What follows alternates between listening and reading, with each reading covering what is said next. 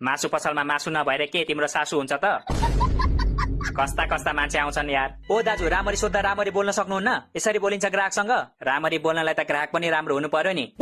मासु पसलमा आएर मासु पाइन्छ कि पाइँदैन भनेर सोध्छ। ल ल धेरै नकराउनु, मलाई 5 केजी मासु दिनुस्। 5 केजी? तिमी आफै 4 केजीको छौ होला, 5 केजी मासु कसरी बोक्छौ? अबे साले, जसरी बोके नि तपाईँलाई किन चाहियो? तपाईँ मासु जोख्नु न। मासु काटेकै छैन, कसरी जोख्नु? त्यसो भए काट्नुस् न त। कसरी काट्नु? मासु नै छैन। अनि त्यो चाहिँ के हो त?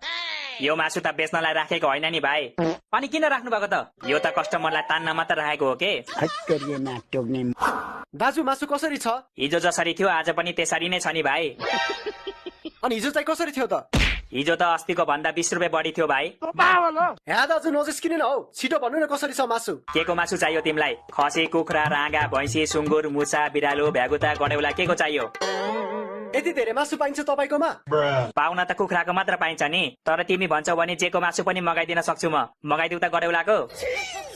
पर्दैन दाजु, मलाई कुखुराकै चाहिएको। कसरी छ केजीको? 1 केजीको 400 अनि 2 केजीको 800। भन कति केजी लान्छौ? 1 केजीको 400 भएपछि 2 केजीको 800 त हुन्छ नि, भनिराख्नु पर्छ र? पर्छ नि भाइ, सबै म जस्तो पढे लेखेका कहाँ हुन्छन् त? ओ दाजु, तपाईँले मलाई अनपढ मान्छे भन्न खोज्नु भयो? होइन नि भाइ, मैले त तिमीलाई स्कुल कलेज नगएको मान्छे पो भन्न खोजेको त। दाजु तपाईँ मासु बेच्न बस्नु भएको कि अर्काको मजाक उडाउन बस्नु भएको? बस्न त मासु बेच्नै बसेको हो भाइ, तर पार्ट टाइम मजाक पनि उडाउँछु के। दाजु मासु नदिने हो तपाईँ? मैले कहाँ मासु दिन्छु त भाइ? मासु त जनावरले दिन्छ नि। साले तू मैले त मासु बेच्नै पो हो त। त्यसो भए बेच्नु न त मलाई, अघिदेखि भनिरहेको छु त। है, तिमीलाई कसरी बेच्नु हौ? अर्काको छोरालाई बेचे भने त जेल लगिहाल्छ नि मलाई। हत्तेरीका मलाई बेच्नुस् भनेको होइन के, तपाईँसँग भएको मासु चाहिँ मलाई बेच्नुस् भनेको। मासु त सकिएको छ भाइ, एकछिन पर्खिनु पर्छ। कहाँ सकिन्छ, उता छ त मासु। त्यो मासु कस्टमर तान्नलाई मात्र राख्नु भएको रे दाइले। अनि कस्टमर तानेर मात्र हुन्छ, बेच्नलाई मासु खै त? रुको जरा। मासु आउँदैछ क्या भाइ, चिन्ता नगर न। कतिखेर आउँछु त दाइ, ढिलो भइसक्यो मलाई। हतार नगर न भाइ, आउँदैछ के। आएपछि सुरुमा तिमीलाई नै दिन्छु ल। के बोले भाइ? ओ दाइ, सुरुमा म आएको हो, मलाई दिनुपर्छ सुरुमा। तिमीलाई त हतार छैन नि भाइ, पखन एकछिन। हतार छैन रे, मैले त झन् कराईमा तेल तताएर आएको छु। तिमीले त तेल मात्र तताएछौ ब्रो, मैले त तेलमा प्याज पनि हालेर आएको छु। जेसुकै होस्, म सुरुमा आएको, त्यसैले मैले सुरुमा पाउनु पर्छ। दाजु म तपाईँलाई 10 रुपियाँ एक्स्ट्रा दिन्छु, मलाई सुरुमा दिनु ल।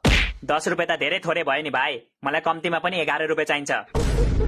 म तपाईँलाई 20 रुपियाँ एक्स्ट्रा दिन्छु, मलाई दिनु सुरुमा। म 25 रुपियाँ एक्स्ट्रा दिन्छु, मलाई दिनु सुरुमा। पैसा ही पैसा होगा। ओ हेलो, एक्सक्युज मी, मासु कसरी छ दाइ? मासु 200 रुपियाँ केजी छ बहिनी। 200 रे? अघि त 400 रुपियाँ केजी भनेको होइन? अघि पो 400 थियो त, अहिले त घटेर 200 भइसक्यो नि। म आएको 5 मिनट हुँदैछ, 5 मिनटमै भाउ घट्यो। 5 मिनटमा कस्ता कस्ताको भाउ घट्छ, यो मासु के हो र? कति दिउँ बहिनी? मलाई 2 केजी गरिदिनु ल। हस् एकछिन है त। अन्जु यता आएर बस, मासु आएको छैन रे। कसले भनेको आएको छैन? यो चाहिँ के हो त? अबे साले, अनि यो मासु त नबेच्ने भन्नुभयो होइन? केटाहरूलाई पो नबेच्ने भनेको त, केटीहरूलाई त बेचिहाल्छु नि।